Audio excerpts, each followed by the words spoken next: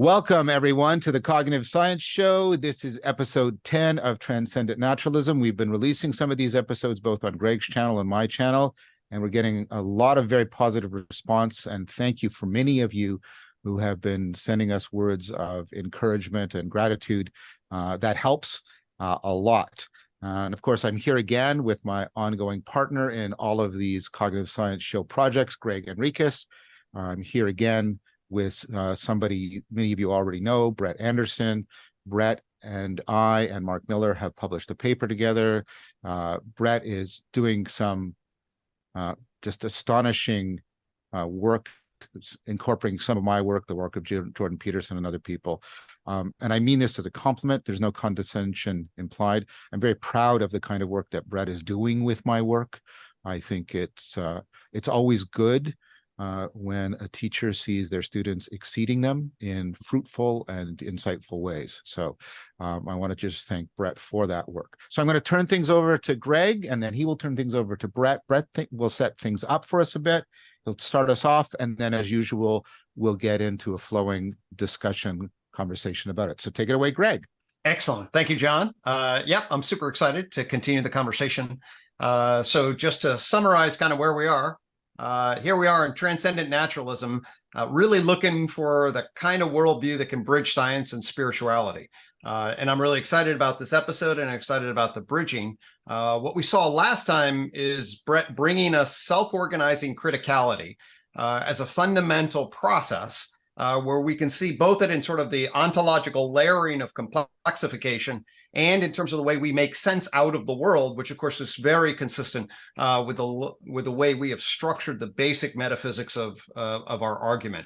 And I thought the self-organizing criticality brought a really powerful dimension to kind of thinking about the ontology and epistemology of what we're doing.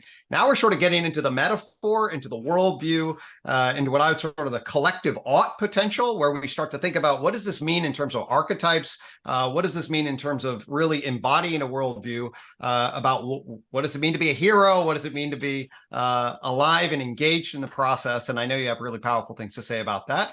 And I think we ended last time with a trinity of sorts. And maybe we can start there and just see where this exploration takes us. Brett, take it away. Yeah, it works for me. Thank you for that very generous introduction. So I'm going to share my screen again, like we did last time. So let me bring up the PowerPoint here. Can you guys see that okay? Yes, okay. So last time we talked about self-organized criticality as this process by which complex systems in nature self-organize to that narrow window between order and chaos from the bottom up. So at that narrow window, they become more complex. And last time we discussed self-organized criticality as this concept that connects ontology. It's an account of how reality emerges in some sense to phenomenology, our experience, epistemology, and cosmology. I also think that self-organized criticality is a concept that can help us to build a real bridge between scientific and mythological conceptions of the world. That's in large part what Jordan Peterson was doing in his first book, Maps of Meaning. He was trying to build a bridge between scientific and mythological conceptions of the world, but he didn't have this concept available to him. He didn't know about it, but I think it does help to bridge between these two ways of conceptualizing the world. And so the characters that make up mythological narratives, the characters that were identified by Carl Jung and Joseph Campbell, Jordan Peterson, these characters are precisely the same as the basic categories that are associated with criticality. So we have order and chaos, and then the process that mediates between order and chaos. And this trinity of characters, I believe, can help us to reconcile scientific and mythological conceptions of the world. And again, I've probably got more slides than so feel free to interrupt me anytime if we want to go on tangents or anything. That's totally cool. So okay. In Maps of Meaning, in the beginning of Maps of Meaning, Jordan Peterson lays out the problem that he's going to attempt to solve in that book. And he lays out these two ways of conceptualizing the world that have been set at odds with each other within Western culture. The older way of conceptualizing the world, the more fundamental way of conceptualizing the world, he argues, is the world as a forum for action. The world is fundamentally not a place to, what we're doing as scientists fundamentally is trying to understand what the world is like in some sense. But wisdom is more about how to act in the world, right? What should I be doing in the world? And when you're conceptualizing the world as a form for action, what you need to know about an object or an event is not necessarily what it's made of or how it works in mechanistic terms. What you need to know is its implications for action, its implication for how you should act in the world, its motivational significance or relevance. And so the primary question that we're asking when conceptualizing the world that way is just how should I act in the world? And we communicate that through ritual and narrative and art and philosophy. And then the more recent way of conceptualizing the world, the scientific way of conceptualizing the world, or the objective way, is the world as a place of objects, where we are asking what are things made of in terms of their constituent parts, and how do things or processes work in mechanistic terms in terms of efficient causation. And the primary modes of communication here are science and philosophy. So Brett, can I ask a quick clarification question? Right ahead. Sure. So philosophy is showing up on both sides. I imagine there's an implicit distinction there. Maybe you could explicate it. What's the difference between how it's showing up in the world as a forum and the world as a place of objects? Yeah, so it's interesting. Of course, it depends on what kind of, so philosophy is a broad category, and to some extent, it depends on what kind of philosophy you're doing, right? So I would put analytic philosophy mostly in the world as a place of objects category, right? But somebody like Nietzsche really straddled this border, right? Because Nietzsche was really a poetic and artistic thinker, and of course, he was sort of straddling the border between different ways of conceptualizing the world. And philosophy often does that. I see Plato as doing the same thing, because he was also a mythological thinker in some sense. And so philosophy really does, in some sense, straddle both of these worlds. It connects them in some sense. Does that kind of get at what you're asking?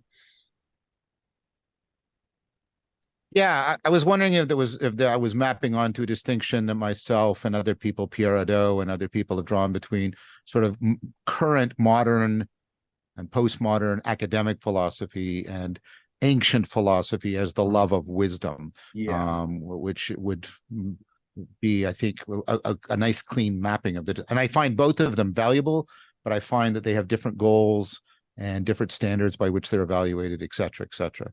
Yeah. Does that land okay with you? That lands perfectly. Yeah. So like analytic philosophy, totally that's within the world as a place of objects, right? It's not really about wisdom, at least it's not very often about wisdom. Whereas, yes, I think you're totally right that somebody like Plato or Socrates was much more about wisdom. Although they were leading us into the world as a place of objects in some sense. Plato and Socrates and Aristotle, they were all sort of leading us into that way of conceptualizing the world. So they were kind of straddling it to some degree. Yes. So these are the eternal categories of experience. Jordan makes the case in Maps of Meaning that the world as a form for action, the mythological world, is composed of these three constituent elements. Right. The first is unexplored territory, which is chaos, which is novelty, which is represented mythologically as the Great Mother. It's got a feminine representation. The second is order, culture, explored territory, the known, that's the Great Father, the great represented mythologically as the Great Father. And then the third category is the individual, the archetypal individual, the process of creative exploration, in some sense, is what that represents.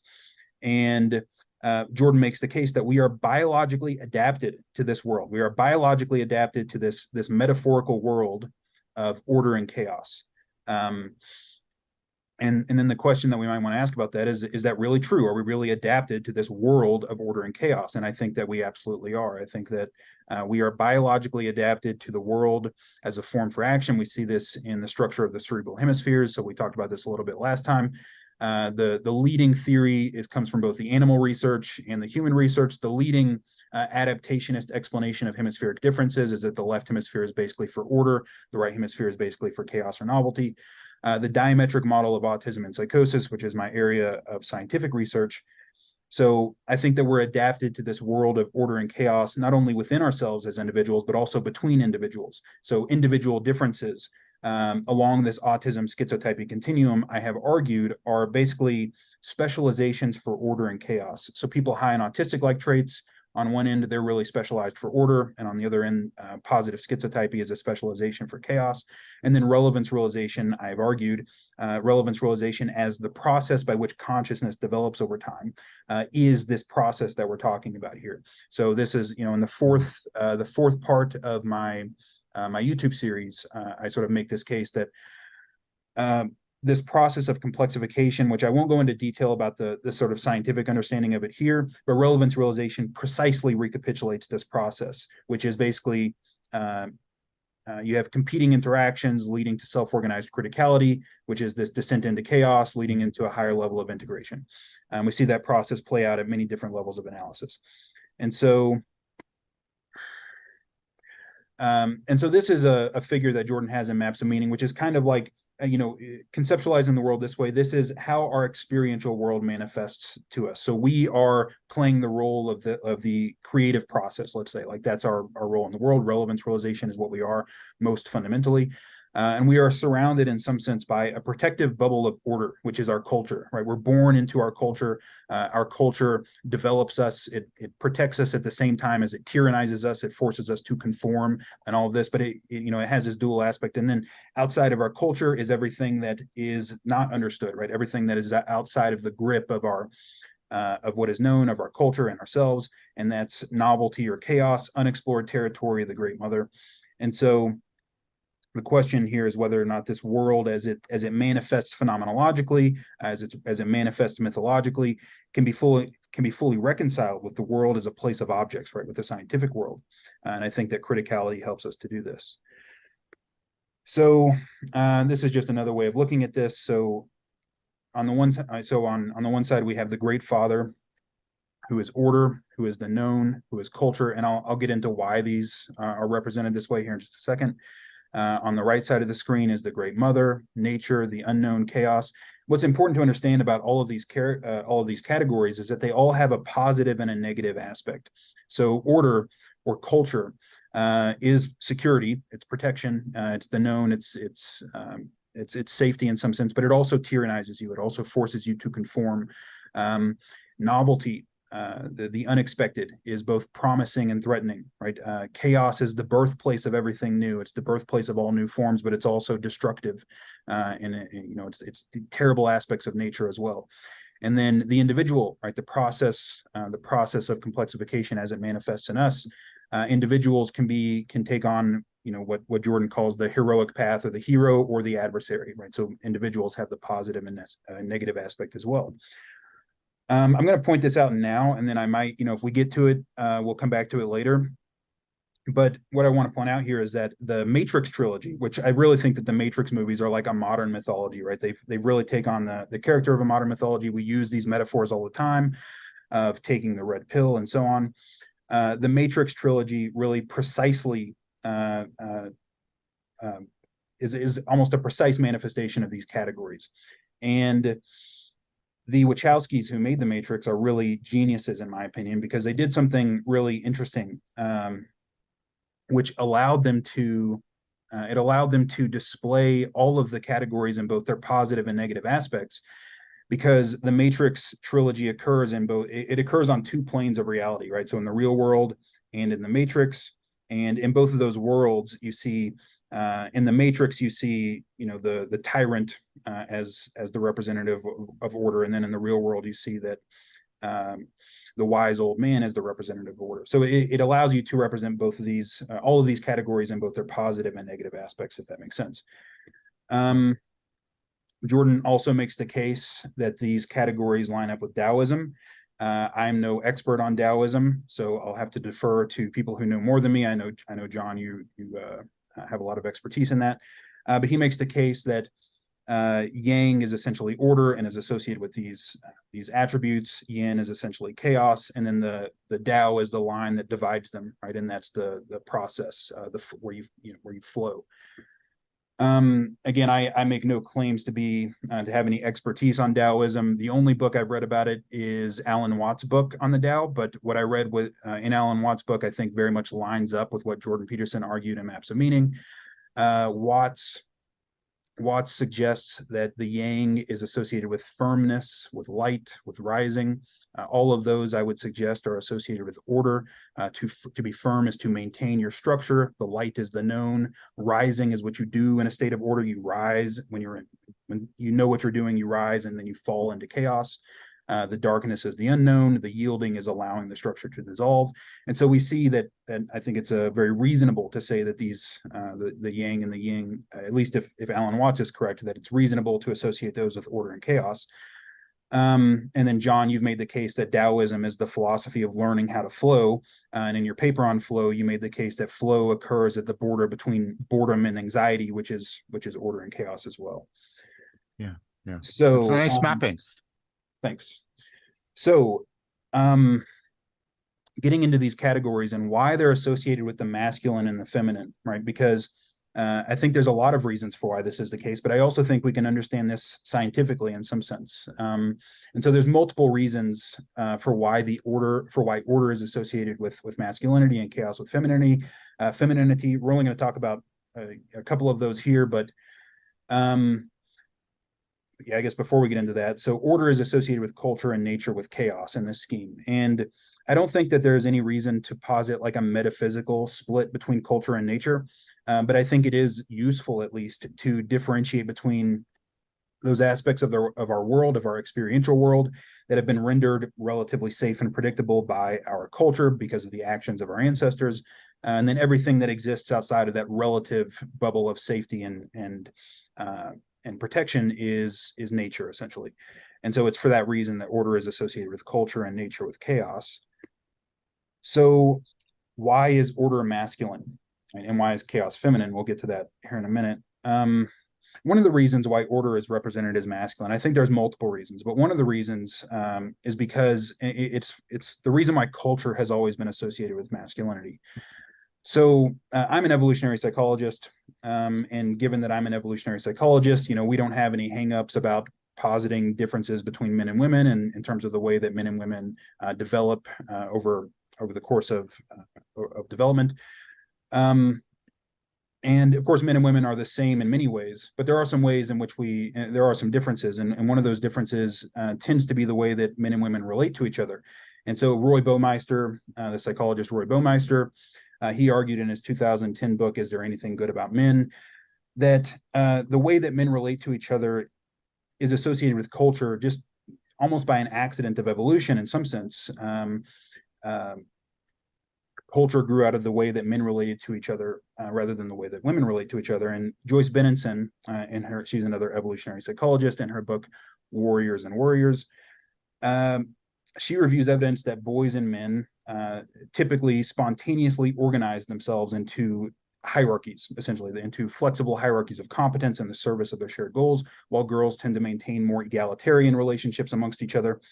And the fact is that large-scale cultural systems are hierarchical in nature. That's what I would suggest. And because of that, they've always been associated with men and masculinity to some degree. And when we're talking about large-scale cultural systems. So why then is chaos represented as the Great Mother? Again, I think there's multiple reasons for this, and I'm not going to cover all of them here. I think that one of the most important reasons is that chaos is always the birthplace of everything new. Nietzsche dramatically said that one must still have chaos in oneself to give birth to a dancing star. And there's good reasons, I think, for why chaos is necessary to give birth to new forms. I think we can understand this scientifically. So I think we talked about this a little bit on in the last one, but this is the basic pattern that characterizes the structure of all far from equilibrium phase changes, which are the phase changes that characterize complex systems.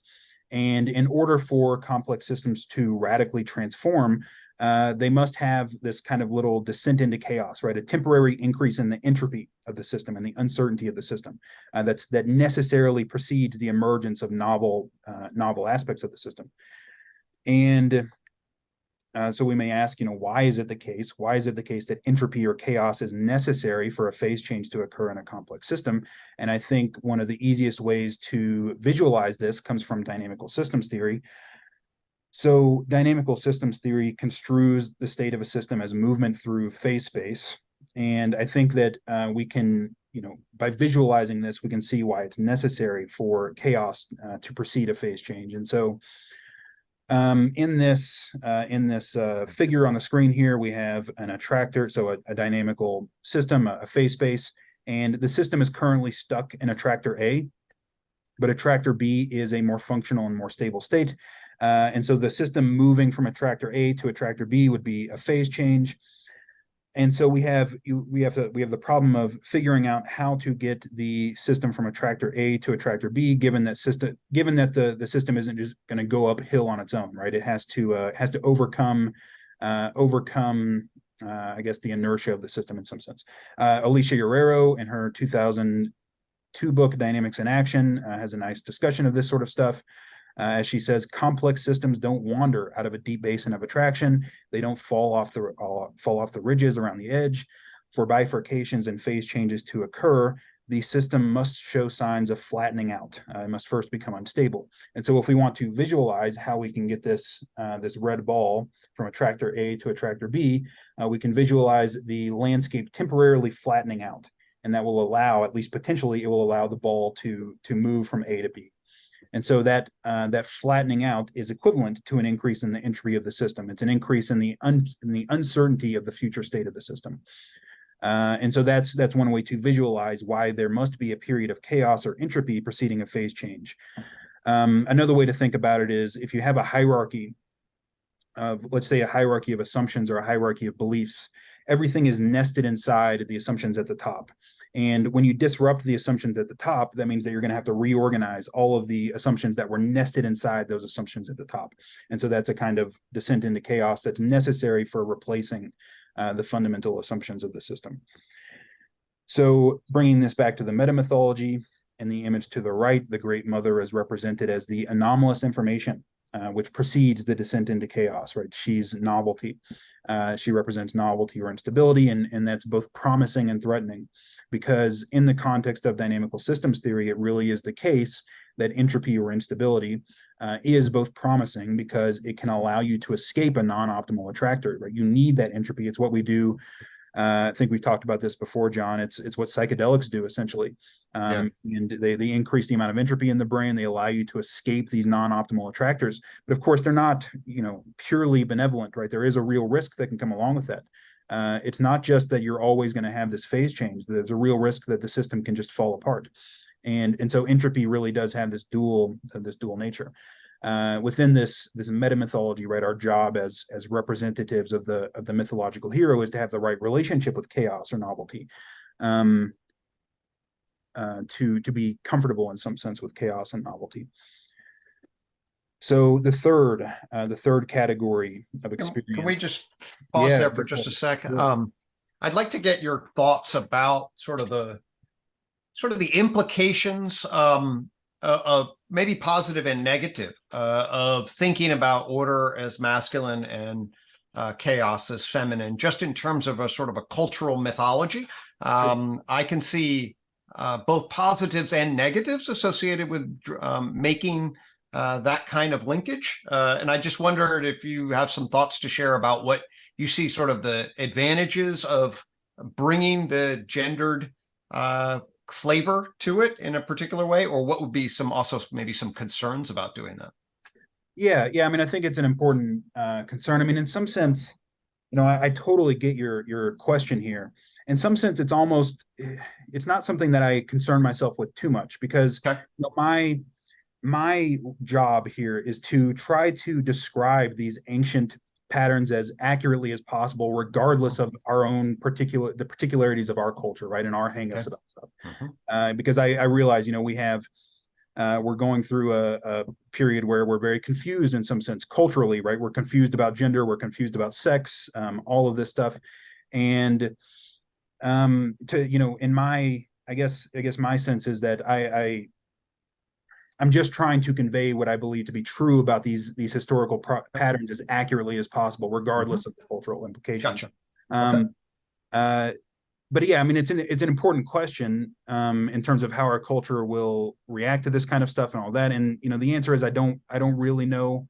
But yeah, and I think it's I guess I would just say we're trying to describe it as accurately as possible and let the chips fall where they may. Sure. So yeah, absolutely. So you're giving us sort of a descriptive historical narrative of thematic analysis, right? Yes. So you're basically saying, okay, when we look, these are the patterns as they're described. Yes, and we'll talk about a couple of examples here in just a second. But yes, go ahead. Yeah, there's a couple things. One is I just want to emphasize this because at times one of my criticisms of Jordan is he sometimes slips from description to prescription without an intervening argument. And I think you're being very careful here to say, I'm trying to give a description. And what's very important is, this has some universal aspect. That's part of your argument. This isn't just Western mythology. You invoked yin and yang. You're the Chinese, right? Taoist. So this is a universal there, and that means there's something important. Universals disclose fundamental, aspects of the grammar of cognition and how it fits to the grammar of reality. And I think that's what you're trying. That's different from saying, and you know what, this then means, that men should dominate over women because, culture has to dominate nature. And those are prescriptive moves. Jordan, I'm not saying that Jordan does this regularly, but he has done it. And I find, and other people have criticized him for that. So this is not unique to me. So I just want to make very clear that, there's two different things. One is, do our minds work this way? And that's the question you're trying to answer. And then the second is, well, what do we do with that knowledge? And that's a question we could answer separately. So first of all, I want to make sure that that's landing with you, that distinction. Is that okay? Absolutely. Yeah, 100%. Then the other one. Yeah, go ahead. Well, I do have another point. Yeah, you finish your point, because then I'm going to move to a more epistemic point. Well, I just want to say I do make the leap between is and ought here. I have no problem doing that, but I get your point, right? So, we want to make sure. I mean, in terms of talking about this as I'm talking about it now, yes, this is purely descriptive. Now, it allows us to make the leap between is and ought, because that process that occurs at the border between order and chaos, I would make the case it really is optimal, that it really is good in some sense. Now, how that manifests culturally in terms of politics and things like that, I mean, that's a totally different question and way more complicated, right?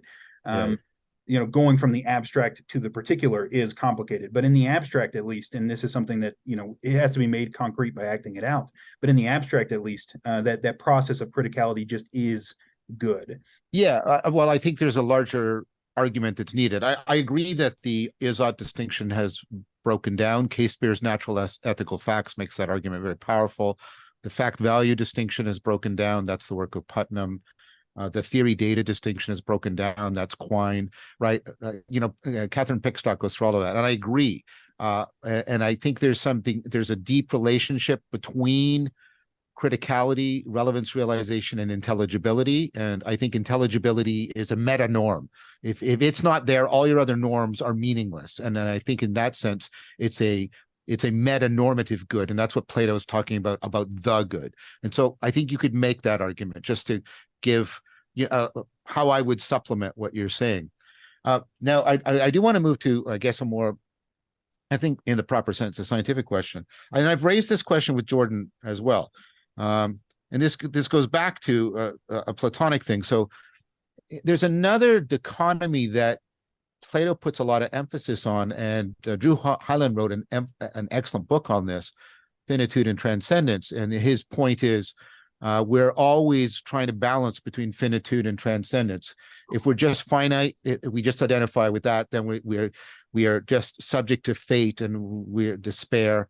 If we just do transcendence, then we get into inflation and hubris, and we're constantly toggling. It's opponent processing between them. And Plato's philosophy is about trying to be like Socrates, who was always metaxu between them. And this shows up mythologically. I've suggested to Jordan in that the hero myths that fit in here are often counterbalanced by hubris myths that try to say, okay, you can be heroic, but you'll never escape your mortality, or as we would perhaps more accurately say today, your finitude. And it seems to me that dimension doesn't map cleanly onto these, because, of course, finitude and transcendence are found both within order and chaos, and both within order and both within chaos. And of course, a lot of philosophy is also about managing the relationship between finitude and transcendence. You have it in Stoicism, for example, Buddhism. And so this seems to be, and of course, as I just said, it's caught up in mythology. and of course, you understand what I'm trying to do here. This is not any attempt to refute what I agree with everything that's happening here. That's why I said earlier, this is a beautiful mapping. But I'm wondering about that dimension. Is it orthogonal? Is it independent? Do you think it can, there's something higher value or variable or that would allow us to integrate it with the order chaos? What do you think about that? And, you know, I mean, I might be catching you unawares and I don't want to play unfair. I respect you, and you know, you might have to do this off the top of your head. It's a genuinely open question. What do you think? Yeah, I have two things I think I want to say about that. So in the first case about the finitude versus transcendence or eternalism, I think there's some sense in which the proper attitude is to kind of straddle the border between these. And when you are identifying with this process, right? So that, you know, Jordan makes the case in Maps of Meaning that the meta goal of existence is identification with the process of creative exploration, which is this process of complexification. Now that does something. You know, I'm going to get a little bit metaphorical and poetic here, so you'll have to excuse me. I as Brett Andersen, I as this particular person am clearly finite. I'm going to die and all this. But what I really am at bottom, right? In some important sense, what I really am is this process of complexity. Like that's what I am. Most fundamental. But this is a participation metaphysics you're offering, which is very Platonic through and through, right? You have an identity as an individual, but it participates in a more encompassing and deeper reality. That's fair to say, right? Yes, I mean it's a, you know, in some sense I identify with myself as Brett Andersen, but in some sense I identify with myself as this process of complexification, right? I understand that I have, Jordan said, and of course this sounds hubristic. It sounds extremely hubristic to say something like this, but Jordan said in Maps of Meaning that, you know, if you follow the path of meaning and you do it forthrightly, you discover your identity with God, right? And it's not meant to be narcissistic, you know, it's not meant to be like, oh, I'm all powerful, right? It's meant to be, you discover your identification with this process of creative exploration, which is represented as the mythological hero. And so you discover that you have this dual identity in some sense. I mean, that's how I would suggest that. Yeah. So I'm kind of getting this then. If you'll allow me, just to use a metaphor on the metaphors, you've represented it this way, which I think is fair. You've got like a horizontal relationship between order and chaos, and then you have a vertical relationship of identification, which is from the finitude and the temporal up to the eternal and encompassing. And that's the level at which the hero, that axis is the axis inhabited by the hero. Is that fair, what I just did?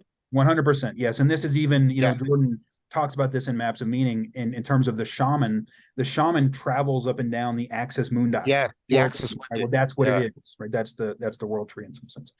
Yeah. Because what's been really interesting is I've been, I'm teaching a course for Halkian on nihilism, and there's an argument in Tillich, and then Rosen picks it up in his essay on nihilism, which is very powerfully made. I recommend that book. In that nihilism occurs when we lose the intersection and the interdependence of the vertical and the horizontal. When we have just a horizontal, we get sort of, the endless historicism, right? And we have just the vertical, we can get sort of stuck in eternalism. But when we have the two together, then we are properly participating in being, and we don't fall into nihilism. And so I think introducing these two dimensions and their interdependence and intersection gives a way of taking this argument and making it philosophically responsive to, well, nihilism as a philosophical position. So I just want to advocate for that as a possibility. And then, go ahead, Greg.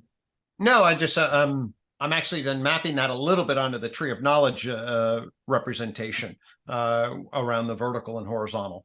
So I'm seeing the intersection of those axes in a fascinating way. So I'm just playing along. Yeah. So, and one more thing I wanted to say about the hero myth and then the myth of hubris. And this is something I'm kind of playing with. I don't really have any certainty about this, but one of the things I would say, one of the differences between these mythological narratives. So the hubris myth, to the best of my knowledge, was the most well developed by the Greeks, right? That was Greek tragedy, Oedipus, and all this. Generally speaking, it's in Hebrews too. The Hebrew tradition has it tremendously. Sure. Those that try to be like God get smacked down pretty badly. So it's also there as well. What I would suggest, and again, this is something I'm playing with, I mean, that myth doesn't tend to underpin large scale civilizations. And I think there's a reason for that, right? So like the large scale civilizations tend to be underpinned by a kind of hero myth. So that would be Christ in our own culture, the Buddha, Zoroastrianism, which I don't know too much about, but it's a hero myth to some degree. And then the Babylonian myth of Marduk, the Egyptian myth of Horus. So those are, I would say, relatively pure hero myths. And of course, there are many other kinds of narratives, right? So there's all sorts of narratives that don't follow that structure. But those kinds of narratives, for whatever reason, they don't tend to be the ones that underpin these large-scale civilizations. And so there's some reason why civilizations tend to develop around these hero narratives, I think. Not to say that the hubris myth isn't important. I think it's incredibly important. And I'm not sure, exactly what the role that it plays in all of this is. I'm still trying to work that out. Yeah, I mean, you see instances where they're clearly both co-present. So Islam and Muhammad, submission, he's heroic, but there's this definite, fear, anxiety of hubris, sure. Right? And so there's that big. So he, as a hero, he's both. I see his myth, and I mean myth, of course. And if you're Muslim, I'm not insulting Islam by using that word. I'm using it the way we're talking about here. Universal deep structures of how we make sense of important patterns in reality. And I see his mythos as simultaneously heroic and hubristic at the same time. That makes sense to me. Yeah, I mean, I think, yeah. So this is something maybe we can move on, but yep, sure. Yeah. But the main point, what I like and what I got out of this was the vertical and the horizontal, because I think that's really elegant. So thank you for that. Thank you. Okay, so the third eternal category of experience is the process that mediates between order and chaos, and that's consciousness. It's you. I've argued that it's relevance realization, given that relevance realization is the process by which consciousness develops over time. This is the individual. It's represented mythologically as both the hero and the adversary. The hero is narrative representation of the process of creative exploration, which occurs at the border between order and chaos. And the adversary is mythological representation of the denial of that process. I'm just going to read what Jordan said. This is from the Abstract of Maps of Meaning. Jordan said that the capacity for creative exploration embodied in mythology in the form of the ever-resurrecting hero serves as the eternal mediator between the fundamental constituent elements of experience. Voluntary failure to engage in such exploration, that is, forfeit of identification with the world-redeeming savior, produces a chain of causally interrelated events whose inevitable endpoint is the adoption of a rigid, ideology-predicated totalitarian identity and violent suppression of the eternally threatening other. So what happens here essentially is that and Jordan has a really nice, he's got some really nice papers about this, but anomalies confront us all the time. And we're tempted, when we're confronted with an anomaly, we are tempted to ignore it, or we're tempted to deny it or suppress it or whatever. People do this all the time, especially, I think we can think about this in terms of personal relationships in some sense. Like maybe you get a little bit of evidence that your partner isn't quite as trustworthy as you thought they were, or something like that, and people will ignore that all the time. And then, it bites them later on. Or maybe you get word that your boss is, your boss at your work is doing something that he shouldn't be doing. People ignore things all in it. When you ignore a problem, of course, it doesn't go away. It just gets worse, but also it makes you weaker as an individual. And if you ignore your anomalies long enough, you end up becoming a kind of, so fearful of the unknown that you suppress it rather than exploring it, right? You become purely adapted to suppressing anomalies rather than exploring them. And that's essentially the adversarial stance. Jordan makes the case that the adversarial process, let's say, takes one of two forms, which represent either an excess of order, so you can kind of fall off into too much order, or you can fall off into too much chaos. He says that the excess of order, he calls this the fascist. This is somebody who clings desperately to their tradition and to the security of the group. And the decadent is kind of the opposite in some sense. The decadent is subversive. They reject culture. They reject tradition. They do this largely because they're too undisciplined to adhere to the strictures, or because they couldn't compete in the hierarchy of culture anyways. And although these may seem very different from each other, Jordan makes the case, and I would as well, that these are equally arrogant, equally rigid, and equally dangerous in some sense. Could I open that up a little bit? Because I think there's something really important going on here. And this, of course, harkens back to, ideas around relevance, realization, predictive processing, etc. I mean, most of the anomalies should be ignored. I see that wall over there as completely white, and it's not, right? There's all kinds of anomalous stuff coming up, and this is the precision weighting. And so it seems like there's an implicit distinction here between the anomalies that we should ignore and the anomalies we shouldn't. And that goes towards some of this deeper meta-normativity we've been talking about. Could you unpack that a little bit, given the I take it that both the fascist and the decadent are making mistakes about this, but maybe they're making opposite mistakes, right? The fascist is ignoring too many anomalies, and perhaps the decadent is identifying with the wrong ones, or something like. I'm trying to map this in. Sure.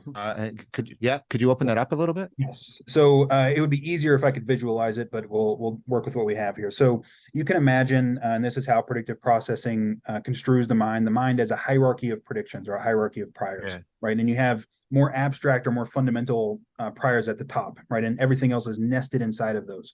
So prediction errors, right, travel up this hierarchy, and we try to resolve the prediction error at the lowest level that we possibly can, right? So, if we can resolve the prediction error by not changing much about our beliefs, then we do that, right? We resolve it at the bottom of the hierarchy, and that's all well and good. So what I would suggest is that one way to visualize the fascist, let's say, so when you're identifying with the hero, let's say, when you're identifying with that process of creative exploration, that process is what goes at the top of the hierarchy. That's the highest value in the hierarchy. The highest value in the hierarchy becomes the process by which the hierarchy is updated. And it's not static, right? It's ever changing, right? It is fluid, it is that process of flow in some sense. The fascist, in some sense, what the fascist does is takes a product of that process, right? So we have worldviews, right? We have beliefs. These are the products of the process of creative exploration, but they're not what's of most value. What's of most value is the process and not the products. The fascist takes the products, right? Takes this worldview that he has, and he makes that the highest value. Protecting that becomes the highest value at all costs. And so prediction errors, even though they're going to try to go up the hierarchy, right? They're going to run into a wall essentially at some point where nothing gets past that, right? You've said, this is what I'm clinging to. I'm clinging to this belief system, this tradition that I have, and there is nothing, there's nothing getting in there. And so in some sense, the fascist closes off the top of their hierarchy from being updated, right? It always has to remain the same. The decadent, in some sense, does something, I think, quite different. They have nothing at the top, right? So the decadence hierarchy is essentially flat, right? It's pathologically flattened out to where they don't have a highest value at all, right? There is no, all, this is nihilism. It's all is false. Yeah. Everything, nothing is of value. Nothing is true.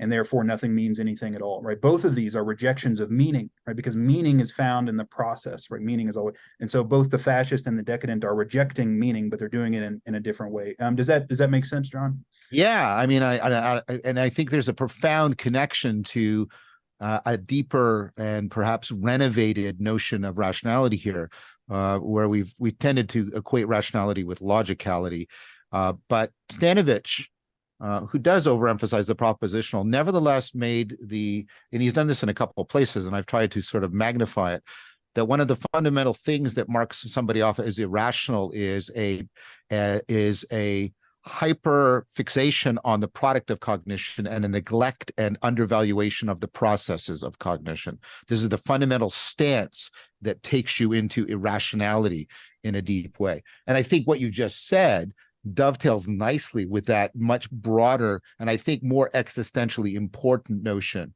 of rationality. Yeah, makes sense to me. Yeah. One of the things I'll just highlight, which would then, that goes along with this, is some of the stuff that John and you, I'm sure you're probably familiar with it, Brett, but just on trait theory and the differentiation between things like extroversion and openness, emphasizing the press out into exploration, conscientiousness, neuroticism, emphasizing that, in particular, the way you describe the fascists and the decadent. See, I would argue that sort of openness and conscientiousness really are the organization of your system of justification.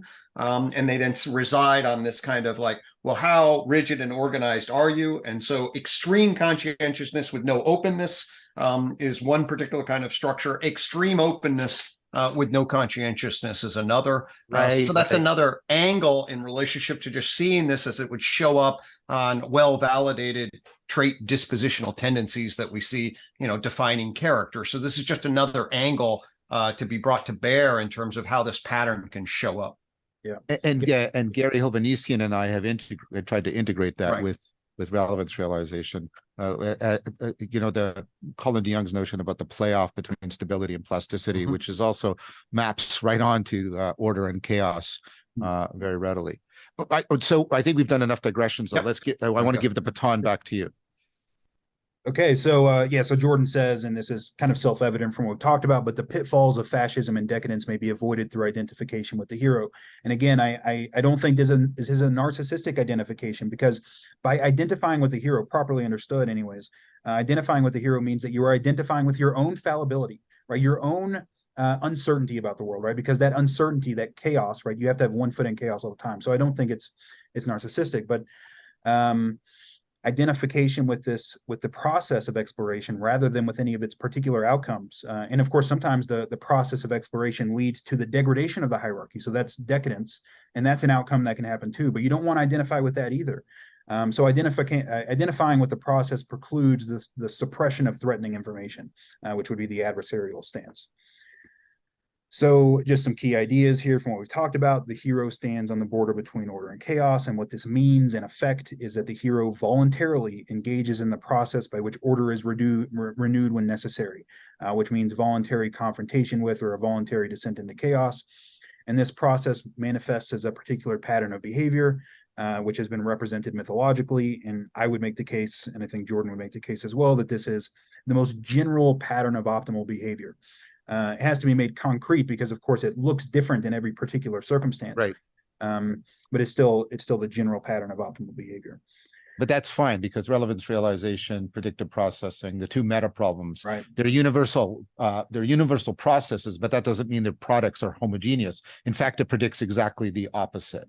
You're going to get a plurality of those because of the dependence on environmental differences.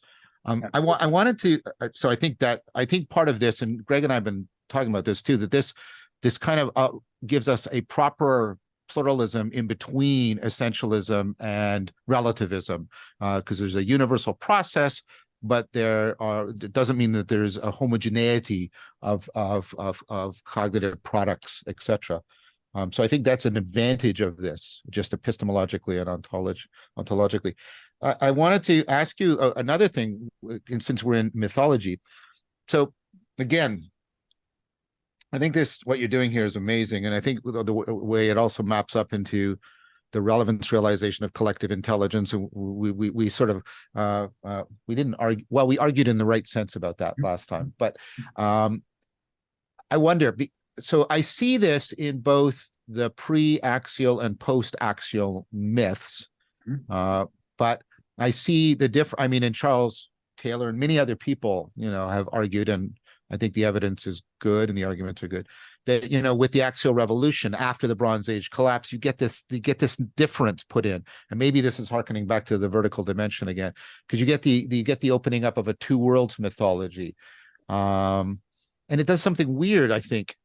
So this is me thinking off the top of my head, but it seems like it does something weird. It seems like among the other horrible bifurcations that it saddled us with, even though there are very important reasons why the two worlds mythos takes off all across the world. It seems like it also, it seems like it puts order in the upper world and chaos in the lower world, and then has them as incommensurable and discontinuous from each other, and therefore radically prevents the heroic response that you're talking about here. Is that a fair argument to make? I can't believe you just said that. So that's exactly the argument that I made in part 5.3 of my series. I think 5.3 or 4. Okay.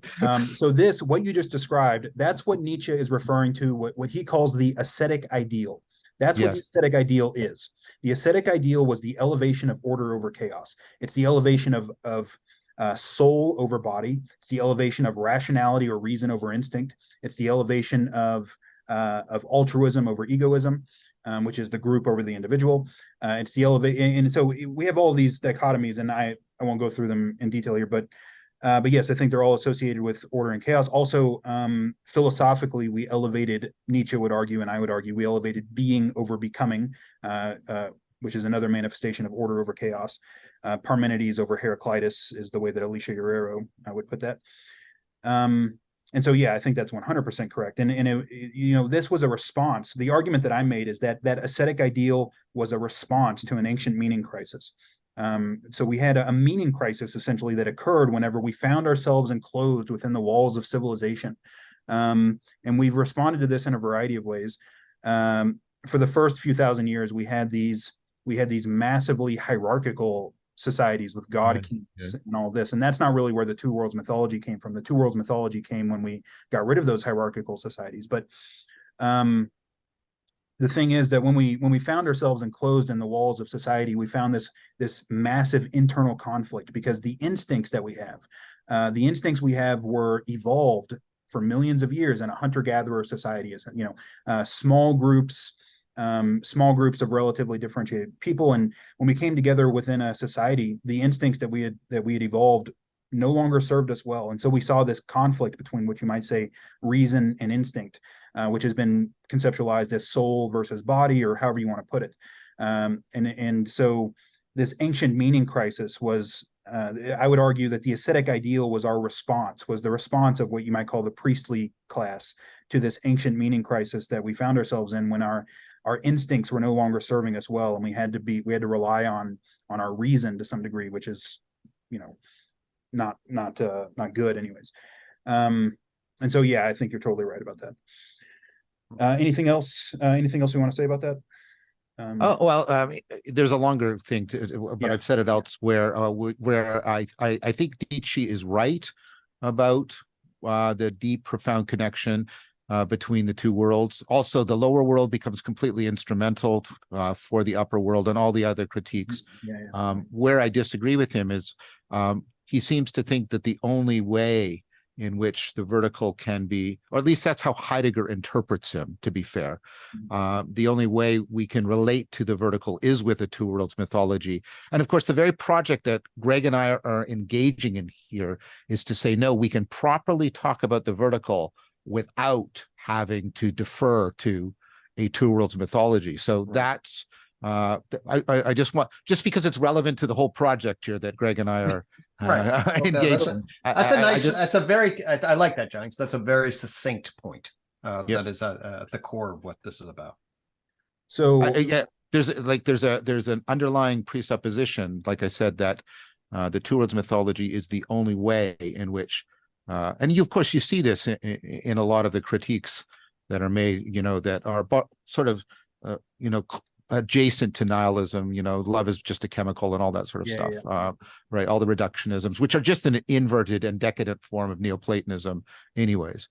So I just wanted to put that out in response. Yeah, I mean, I don't think this is something we're going to resolve here, and I don't think we need to, but I disagree with that interpretation of Nietzsche. I think that he was working as hard as he could on this problem, right? I mean, this is what he was doing at the end of his life. It's essentially why he went insane, is because he was trying to understand value without the two worlds mythology, right? Like real objective value. How do we understand that without the two worlds mythology? Because for thousands of years, our values had been tied up with this.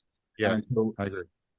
His will to power thesis was a response to that, but it's vague. His will to power thesis is vague. He was feeling out. He was exploring with it in some sense. But yeah. So I recommend Nishitani's book, The Self-Overcoming of Nihilism, where he gives a much more positive reading of Nietzsche's take on this, that in some way, which is surprising because Nishitani studies under Heidegger, but which I think is actually alternative to Heidegger, even though Nishitani never directly says that. So I would recommend that book, The Self-Overcoming of Nihilism.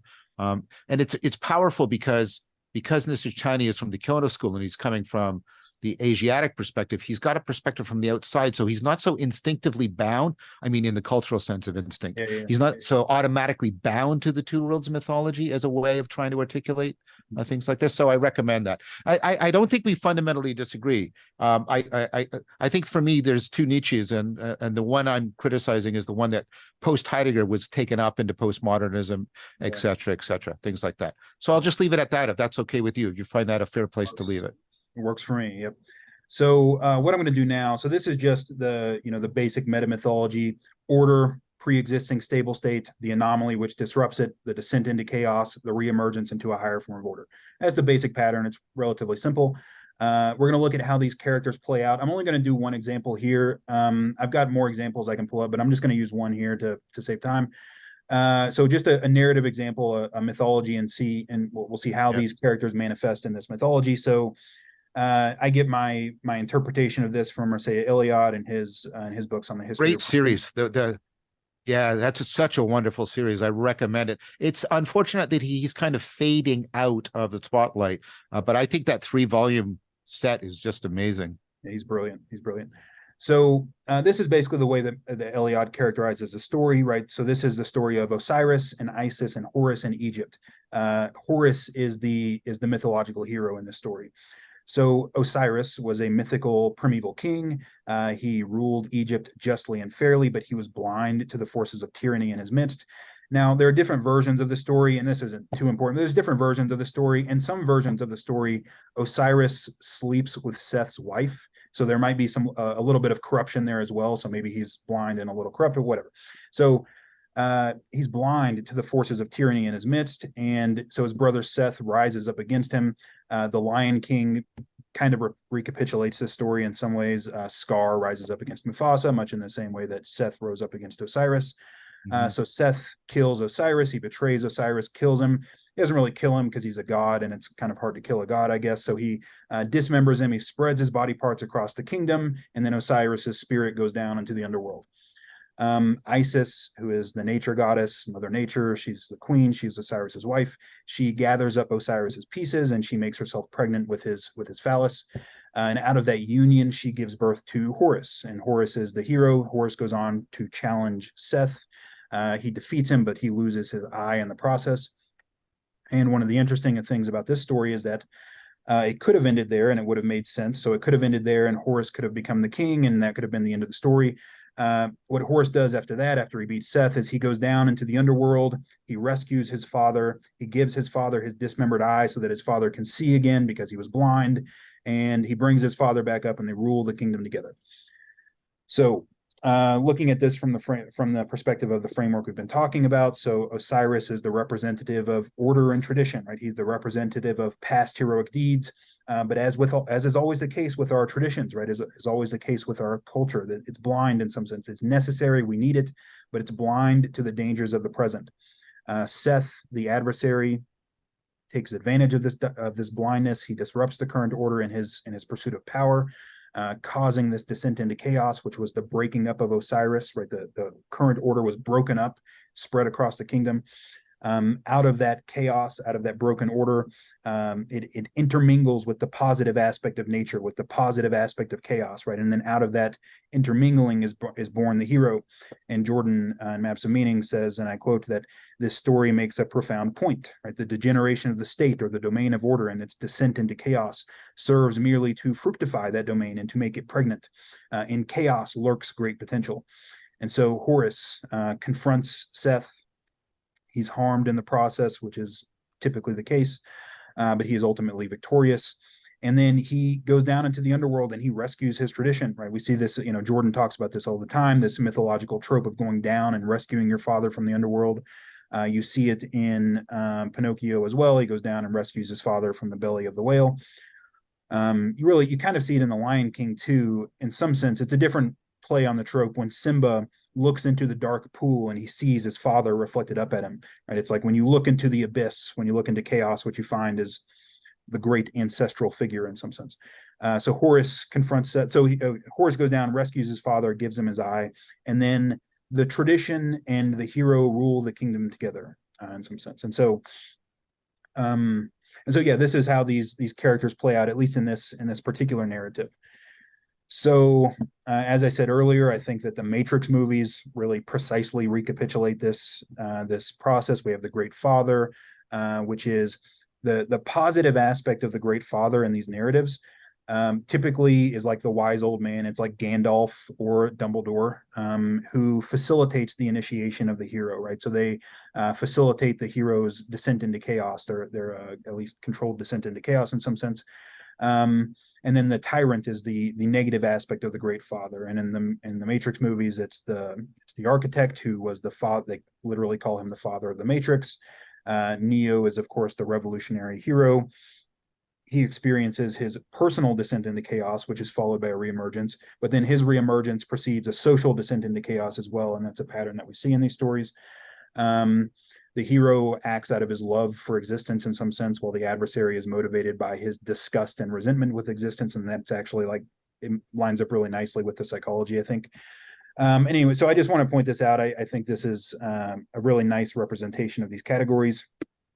Now, so you brought up, the last time we talked about collective intelligence and the potential role that consciousness may play there. We argued about it, but I don't think it was too crucial of an argument. But I think that so the revolutionary hero, I think the revolutionary hero can be thought of as an archetypal representation of that role that consciousness plays in collective intelligence. I'd be really curious to hear what you think about this and whether or not it sort of lines up with how you think about it. But so we sort of had this discussion about, well, groups aren't conscious, but individuals are, right? And so is there some role, like some functional role that consciousness plays in the role of the individual within the group? And so Jordan makes the case that adaptive behavior is created or transformed by those driven to resolve the tension that inevitably exists between personal experience and society, that is driven to resolve the tension between what they know to be true and what history claims. And the revolutionary hero, which is Neo, as I think a narrative representation of that, is an embodiment of that process, which is the action of consciousness itself. And so this is the case that I would make about this. All of us are enculturated into the assumptions of our society. And it doesn't always happen consciously or explicitly, right? We observe the people around us. We observe their assumptions about the world, their implicit values and their implicit assumptions. And we take on those assumptions as our own.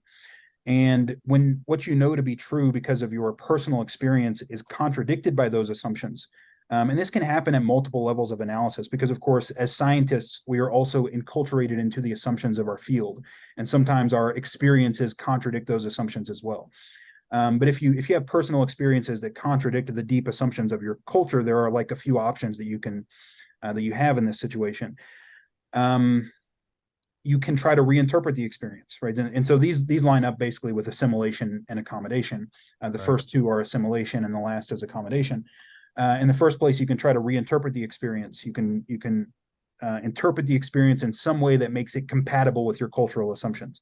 And that allows you to maintain your basic assumptions about the world. And it's not like that's never the right way to go, right? Like sometimes that is the right way to go. Sometimes that is the right option, I think. And that's associated with Piagetian assimilation. I would argue it's associated with Kuhnian normal science. It's the mode of adaptation of the left hemisphere. The second option that you have is to deny the existence of the experience. You can claim that the experience was illusory, and that will also allow you to maintain your basic assumptions about the world. Again, it's another version of assimilation.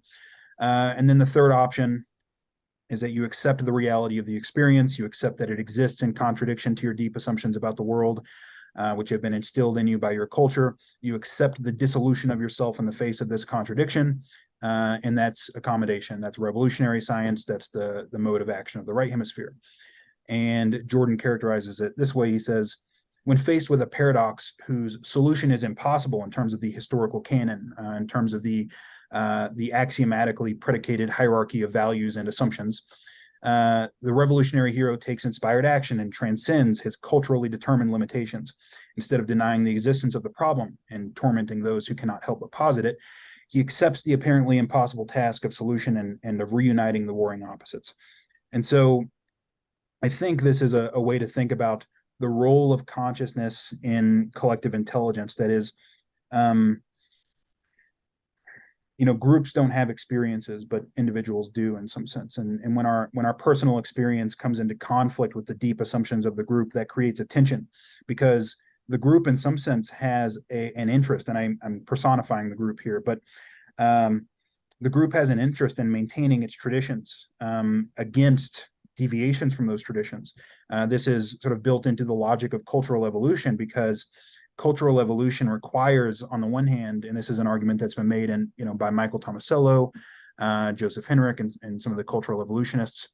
Cultural evolution requires a kind of blind imitation. On the one hand, we have to, in some sense, blindly imitate what our ancestors did, simply because we don't have access to enough information to rationally judge our traditions.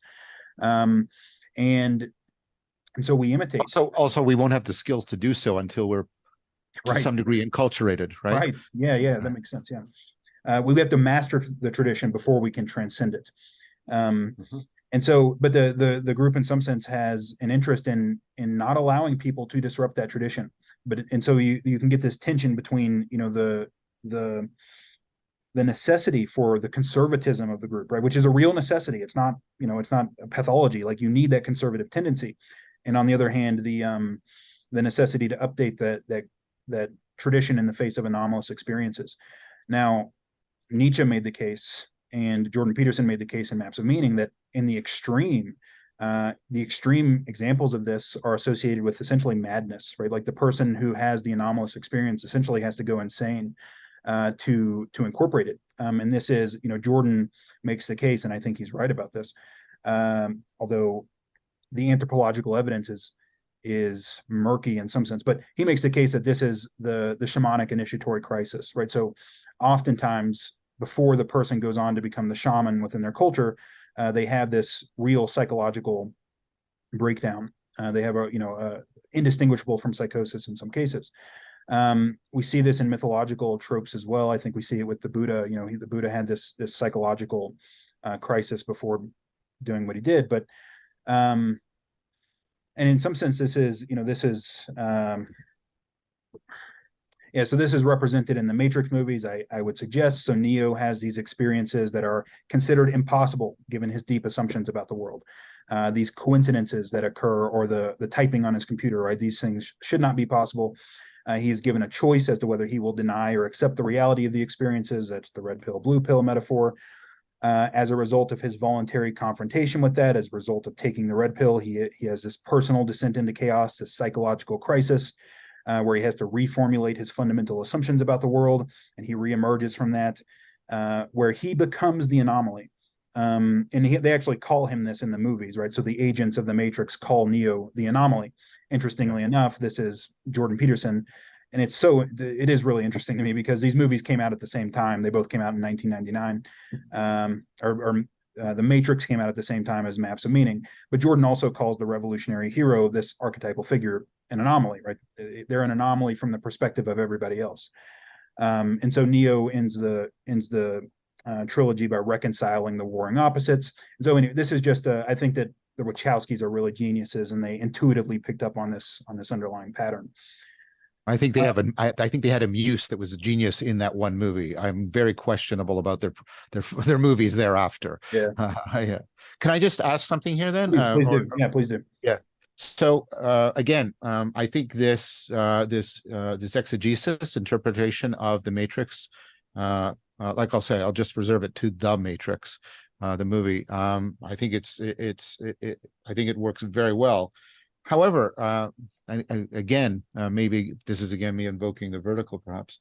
It's also clear that the Neoplatonism he's called Neo, he's called the One. This is a version of Plato's cave myth, the ascending out of it and the returning back down. He goes out of it and comes right. Welcome to the real world. All that sort of stuff, right? And of course, Neoplatonism is based on the idea that our anomalous experiences can not only be ones that are, how do I want to put it, that fall outside of what we consider real. They can also be what I've talked about elsewhere, is they can be ontonormative. Namely, they're anomalous not because we can't fit them in to our world. That's anomaly, not following the laws, but the opposite is we reject all of this world as less real than those really real experiences, the experiences of the one that are, of course, being invoked. Yeah. When Neo is welcomed to the desert of the real, and all that sort of stuff. And this, of course, goes with all the metaphors for waking up. The Buddha is the awakened one, enlightenment. And so again, I'm wondering how that would fit into this model, because it seems to me that there's different kinds of anomalous experiences that people have, and some of them, I think, are ones that drive towards breaking things up the way you very, I think, eloquently described. But there are also ones that are like logos. They are anomalous experiences that portend a much greater integration that has been lacking, and that people are drawn to precisely because of that, how that enhances intelligibility, etc. Yeah. So how does that land for you? As I mean, I don't think it's unfair for me to say that mythology is also being invoked in the Matrix. Yeah. I don't know enough about Neoplatonism in general to comment on that. But so the anomaly, right? And so I think there's a couple things to say about this, is that in the first place, anomalies occur at different levels of analysis. And I see this process as kind of playing out as a kind of fractal in some sense. So with small anomalies, right? And with small anomalies, we have a small descent into chaos, right? It only generates a little bit of psychological uncertainty, or whatever kind of uncertainty. And maybe we have to break with the group a little bit, but it's not a big deal, and whatever. A new scientific hypothesis generally doesn't, we wouldn't call that revolutionary, right? But it is, in some sense, it's still the same process playing out at a different level of analysis. When more fundamental assumptions are disrupted, right? That's really when we see this process play out in the sort of archetypal way. And with those kinds of anomalies, I would suggest that they have this dual aspect of what you talked about of being both integrative but also destructive, right? And they're both promising and threatening, right? Like when you're really threatening something like a really fundamental assumption, the anomaly that threatens that is both destructive on the one hand because it requires destruction to incorporate it, but it's also integrative on the other hand because it holds the promise of a greater level of integration, right? But that's why novelty has this dual aspect of being both promising and threatening. So it's very much like the yin yang, right? The order and the chaos actually deeply interpenetrate each other. I see. Yes. Okay, that's a good answer. I appreciate that answer. Well, and it plays out ontologically that way too, because the process by which the universe becomes more ordered is the same as the process by which entropy increases in the universe, right? Yeah, so exactly. So those are the same process, right? And so order and chaos are two sides of the same coin. Okay, and so that's helpful. Thank you. So here's the hypothesis that I would make about this. The hypothesis about the role of consciousness in collective intelligence, and I'd be curious to hear what you think about this. So the role of consciousness in the meta-mythology is narratively represented by the mythological hero. The role of consciousness is to mediate between order and chaos. It's to mediate between the known and the unknown, to update order in the face of anomalies in some sense. The role of consciousness in collective intelligence is to do that as it plays out with the individual and the group. It's to mediate between the assumptions of the group, right, which is order, right, which is your culture, and everything that exists outside of or in contradiction to those assumptions, which is chaos, right? And so when your personal experience is anomalous in some sense, when it violates the assumptions of your group, right, the role of consciousness is to in some sense dissolve yourself first and then to dissolve the group later. And of course that happens, as I said, I think it's a fractal. But that's what given that insight in some sense is an important aspect of the development of consciousness, right? Well, that's kind of what we're talking about here, right? We're talking about the capacity for insight, the capacity to reframe the world in some sense whenever faced with something that violates your assumptions about it. So the role of the conscious individual is to update both themselves and the group in the face of the anomaly, even if the group doesn't like it. Typically, this process is disrupted by those who have sold their soul to the group. That's how Jordan describes it. Nietzsche calls them the good and the just. Nietzsche's always railing against those who he calls the good and the just, and he's saying that sarcastically because that's how they think of themselves. But these are people who are so sure of their own moral and empirical assumptions about the world that they are willing to punish and condemn and ostracize anybody who violates those assumptions. And so that's the adversarial process. And as we've talked about, this process can play out at different levels of analysis with very different consequences, depending on how anomalous the experience is or how deep the assumptions violated by the experience are. And I think we see this in movies.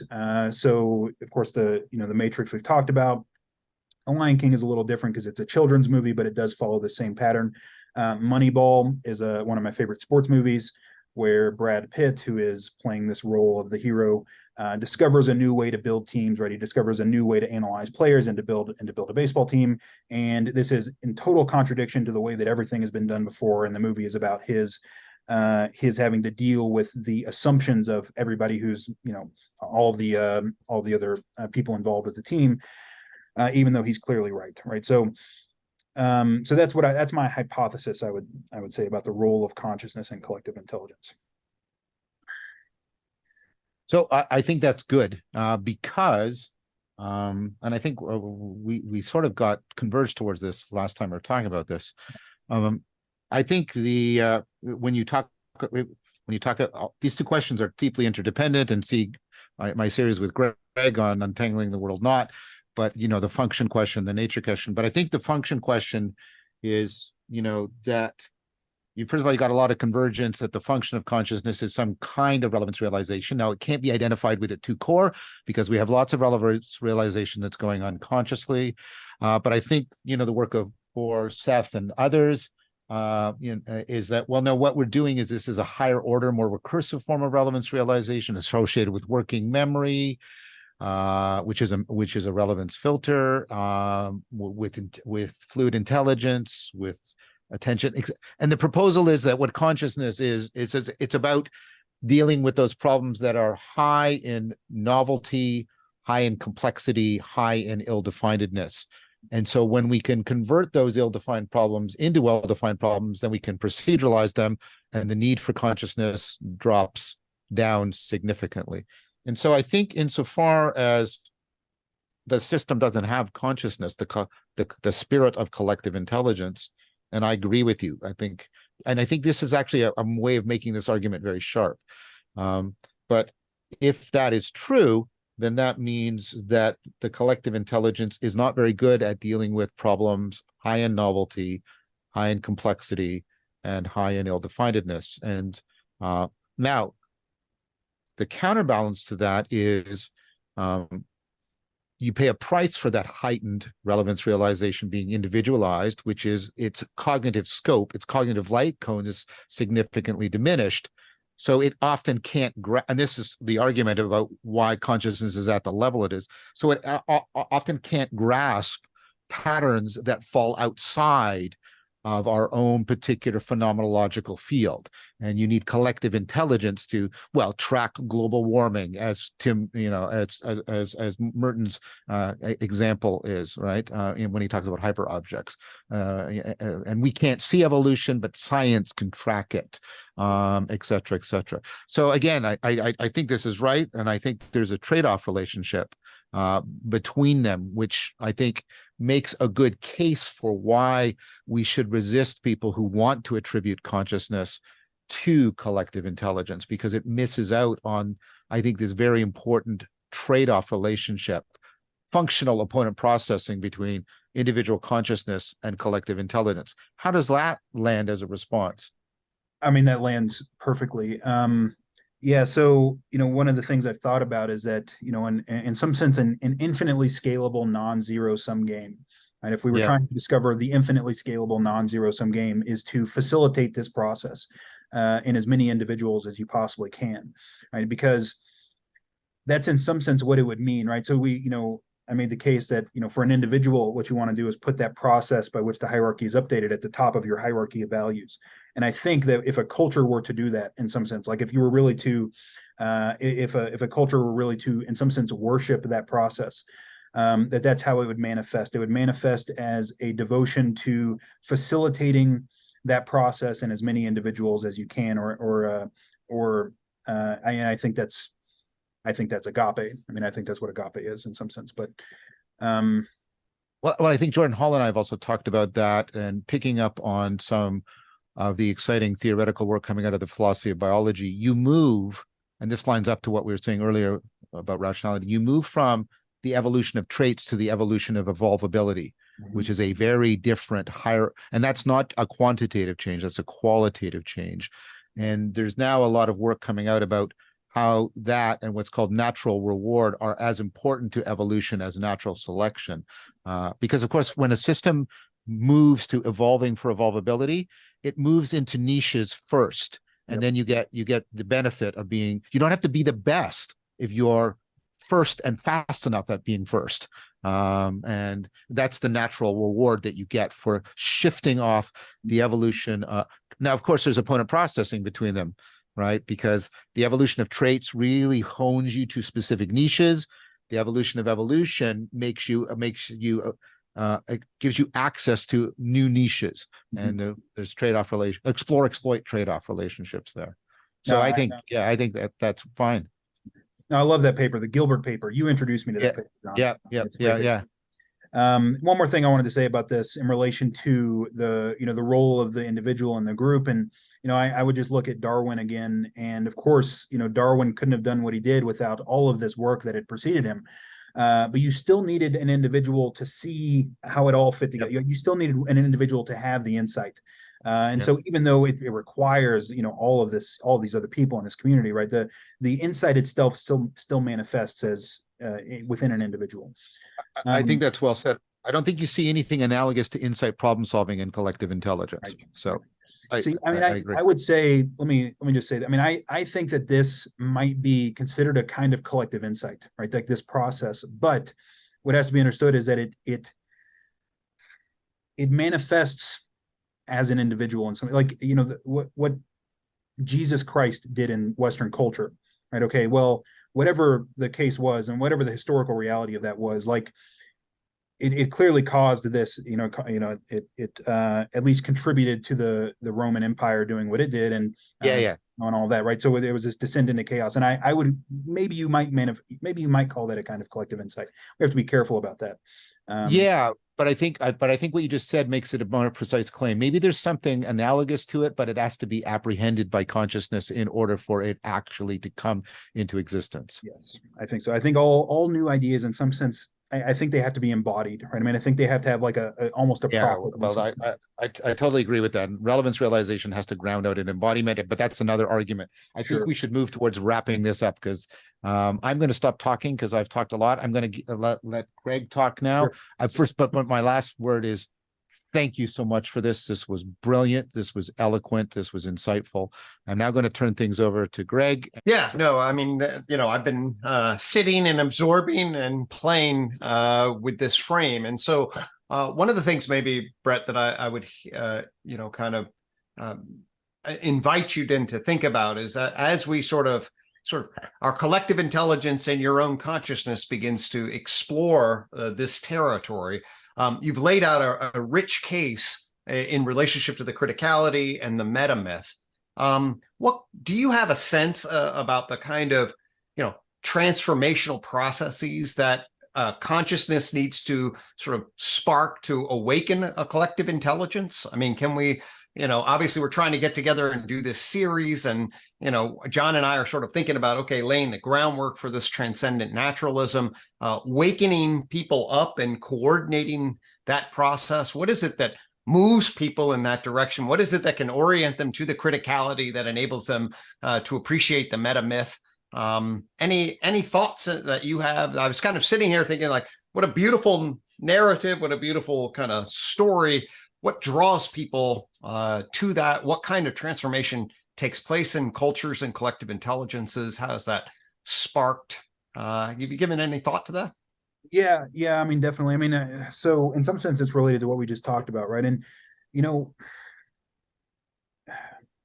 in some sense, there always has to be a kind of prophet, right? And Jordan Peterson played that role to some degree. I mean, this corner of the internet wouldn't be what it is if it wasn't for that whole controversy, right? Now, Jordan, I have my criticisms of Jordan's more recent behavior, and I think maybe we all do. But it wouldn't have happened if it wasn't for whatever whatever happened in 2016. My answer to your question is I don't know, right? I don't really know. But what seems to happen is that there are these like little, these cultural inflection points, right? These this tension that is always building, and somebody comes along and just sort of pokes the hornet's nest in the right way, and then we get whatever the Jordan Peterson phenomenon was. But that's kind of over now. But I don't know. It's something like that, right? It's something and of course, both of you guys certainly sparked a criticality for sure. Right. I mean, it was huge, right? It was huge. So yeah, I mean, I don't really know, right? I don't really know. I mean, I think that in some sense, it's almost too big picture for me, right? My goal is to just communicate to these things as clearly as I can, and let the chips fall where they may. But in terms of how this is going to play out in the future, man, it's really hard to tell. I mean, I really do believe though that this corner of the internet, right, what's going on in this corner of the internet is, despite the fact that we're not getting 2 million views a video, I don't care. I think there's something really important going on here. I really do. And so I do think it's going to come to a head at some point, and have a profound effect on the culture. Lovely. So I do too. I really do. Yeah. So I guess, that's it. We can go ahead and wrap it up. I'll stop sharing my screen here. And yeah. Well, Brett, I'll also just acknowledge I listened to quite a bit of your intimational worldview. I deeply appreciate your sharing your story, the journey of your own hero's journey in relationship to the exploration of criticality, the experience of that, and the reorganization of that, and living out the hero's journey and bringing your story and your insights to us. Is really aligned brilliantly, I think, with the mission, vision, articulation of transcendent naturalism. So both at the personal level and at the insight level, I've deeply appreciated this journey. Well, thank you, Greg. And I appreciate you guys having me. I've enjoyed both of your work as well. So it's been great. So I'm just going to thank all of you for hanging in with us. This series is not done. There's more people to come. We're going to be doing quite a few episodes, and I just wanted to thank everyone once again for your time and attention. Thanks again.